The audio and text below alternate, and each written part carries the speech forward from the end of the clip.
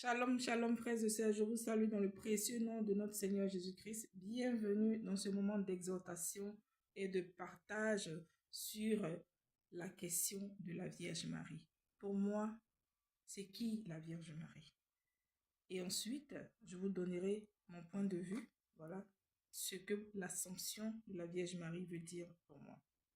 Donc, j'aimerais déjà dire merci à Karen, modératrice de la chaîne de prière Notre-Dame de Montserrat. Merci pour l'honneur que tu me fais de me prononcer sur la Mère de Dieu, la Théotokos, de dire ce que la Gospa est pour moi. Je vais passer comme ça, baser mon intervention sur 5 paroles de la Bible, voilà, parce que Marie aussi est dans la Bible.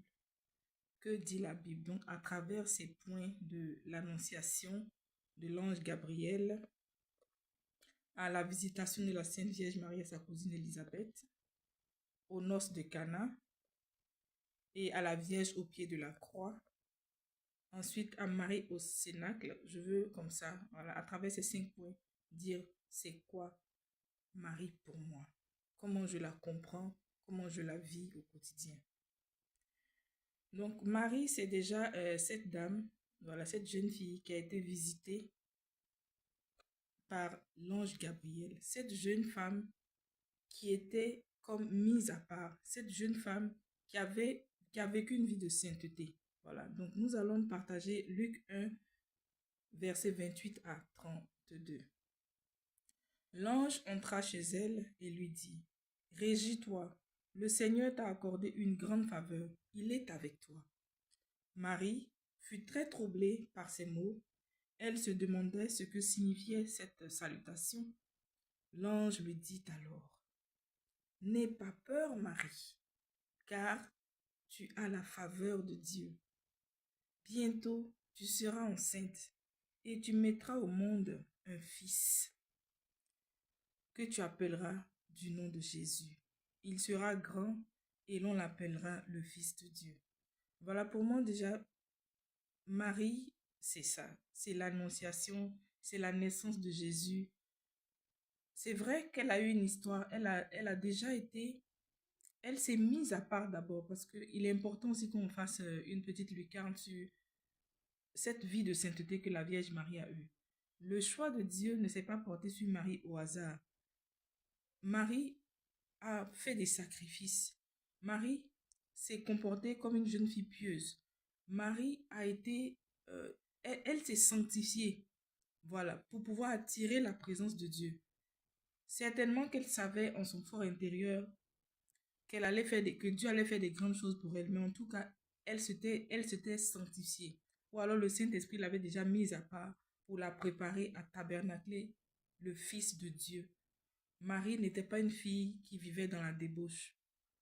Marie était une fille pure, voilà, pour pouvoir attirer la grâce de Dieu. Voilà. Donc, l'annonciation, c'est un passage clé de la Bible. C'est le moment où l'ange Gabriel annonce que Marie a été choisie par Dieu pour enfanter son fils grâce à l'Esprit Saint. Marie nous enseigne quelque chose de primordial pour notre foi, faire confiance. Voilà. Dieu avait tout prévu pour elle et sans poser de questions, elle a accepté. Elle s'est abandonnée. Apprenons à faire comme la Sainte Vierge Marie, à nous remettre totalement au Seigneur. Faisons-lui confiance, voilà. L'autre clé de la visitation, l'autre pilier de la Vierge Marie, je pense aussi, c'est la confiance. Marie a su faire confiance en Dieu. C'est vrai qu'elle avait beaucoup de questions. Quand l'ange l'a approché pour lui dire, voilà, tu vas enfanter, par le Saint-Esprit, elle a posé des questions. Mais quand l'ange lui a expliqué, elle a eu confiance. On se rappelle dans le Magnificat, elle a dit, je suis la servante du Seigneur, qu'il me soit fait selon sa parole, selon sa volonté. Donc, Marie a eu confiance. C'est vrai, on peut avoir des questionnements, on peut douter, mais il ne faut pas durer dans les doutes. Il faut faire confiance comme Marie. Elle a dit, désormais, tous les âges me diront bienheureux, parce qu'elle a fait confiance. On voit aujourd'hui, tous les âges, la disent bienheureux, toutes les religions confondues sont d'accord de l'enfantement de la Vierge. On ne discute pas là-dessus. Donc, mon autre point, voilà, qui est l'autre pilier qui me permet de mieux expliquer la Vierge Marie, de mieux l'appréhender et de pouvoir la partager avec les autres, c'est la visitation de la Sainte Vierge à sa cousine Élisabeth. Et nous avons pour verset d'appui Luc 1, verset 41 à 45. Or, quand Élisabeth entendit la salutation de Marie, l'enfant tressaillit en elle. Alors, Élisabeth fut remplie du Saint-Esprit. Elle s'écria d'une voix forte, « Tu es bénie entre toutes les femmes, et le fruit de tes entrailles est béni. D'où m'est-il donné que la mère de mon Seigneur vienne jusqu'à moi? Car lorsque tes paroles de salutation sont venues à mes oreilles, l'enfant a tressailli d'allégresse en moi. Heureuse celle qui a cru à l'accomplissement des paroles qui lui firent dites de la part de notre Seigneur. » Donc voilà, après l'annonciation de l'ange Gabriel, Marie va voir sa cousine Élisabeth qui attend elle-même un enfant. Alors qu'on l'avait dit stérile, cette grossesse est une grâce du Seigneur. C'est la visitation. Élisabeth sent son enfant tressaillir en elle de joie à l'approche de Marie et du futur sauveur. C'est un beau passage pour nous rappeler d'être dans l'allégresse car Dieu nous aime. Voilà. Donc, moi, ce que je retiens aussi du passage de la visitation, ce passage m'a beaucoup enseigné. Voilà, Marie a reçu tous les honneurs qu'une femme pouvait attendre. La grâce de l'enfantement, mais en plus, l'enfantement divin. Elle allait enfanter le Sauveur. Mais Marie est restée humble. Quand elle a reçu cette nouvelle, elle s'est mise en marche.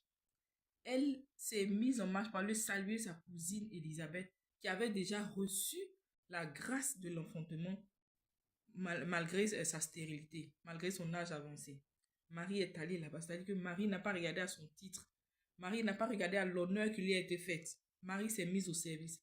Donc, l'annonciation, ça dit quand Dieu, cela m'enseigne en fait que quand Dieu nous apporte une grâce, nous devons nous mettre en mouvement directement. C'est-à-dire qu'elle s'est mise à la marche, aller visiter sa sœur. La grâce de Dieu se partage, se vit en communauté. Voilà, c'est cela que la visitation m'enseigne. Et le troisième pilier qui me permet de mieux appréhender la Vierge Marie, ce sont les noces de Cana. Les noces de Cana nous démontrent la puissance de l'intercession de la très sainte Vierge Marie. Les noces de Cana nous montrent le lien filial, la puissance et l'infaillibilité du lien filial qu'il y a entre Christ et sa mère.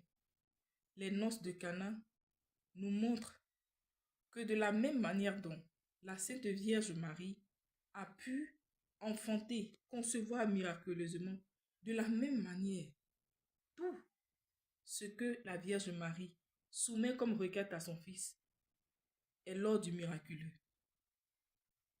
Voilà.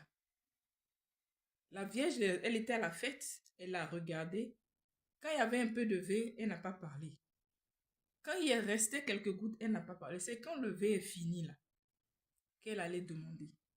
Voilà, donc souvent, mes frères et sœurs, quand on veut demander l'intercession de la Vierge Marie là, il faut que ce soit de vrais sujets. C'est ce que les noces de Cana m'évoquent en fait. Parce que quand tu vas lui demander, quand Jésus, elle va présenter à Jésus, Jésus va regarder, mais ce que tu me demandes, est-ce que la personne ne pouvait pas faire? Si toi-même tu pouvais faire là, Jésus, il veut les miracles. Donc si tu veux des miracles, demande à Marie de demander à son fils. Donc, lisons quand même le verset biblique des noces de Cana. Donc le verset d'appui, c'est Jean 2, verset 2 à 5. Le troisième jour, il y eut un mariage à Cana de Galilée. La mère de Jésus était là. Jésus aussi était invité au mariage avec ses disciples.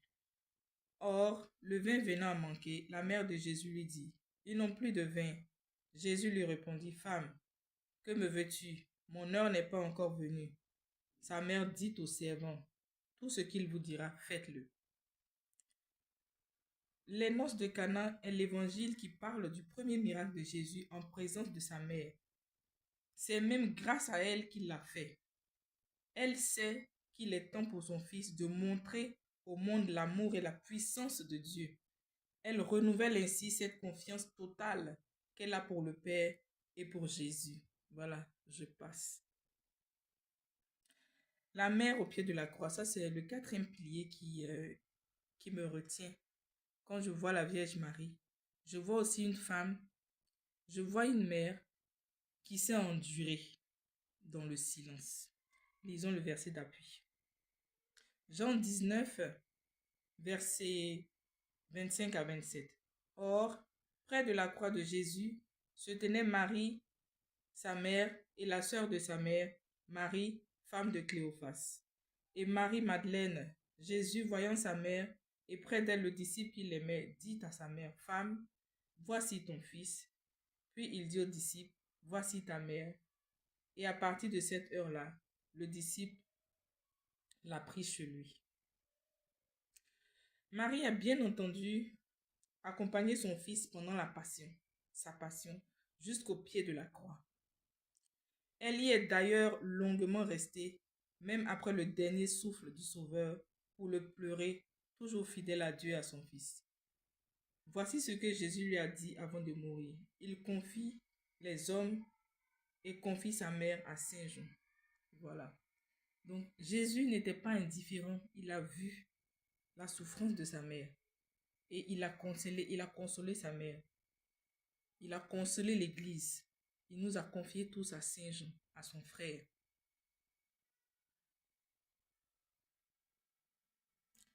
Allons-y donc, Marie, c'est une femme compatissante. Marie, c'est une femme qui sait supporter les douleurs et qui sait aussi se laisser consoler. Le cinquième pilier, c'est qui me revient comme ça quand on parle de la Vierge Marie, c'est Marie au pied, au cénacle. Voilà. Au cénacle, on parle de la prière des apôtres qui attendent l'avènement du Saint-Esprit, non? Dans Actes des apôtres au chapitre 1, verset 14, tous d'un même cœur étaient assidus à la prière avec des femmes, avec Marie, la mère de Jésus, et avec ses frères. Après la mort de son fils, la Bible nous montre que Marie a passé beaucoup de temps à prier avec les premiers disciples de Jésus. Excusez-moi. Elle a aussi contribué à la naissance de l'Église. C'est au cours d'une même prière au Sénat que la Vierge Marie a invoqué le don de l'Esprit Saint pour la communauté et elle-même.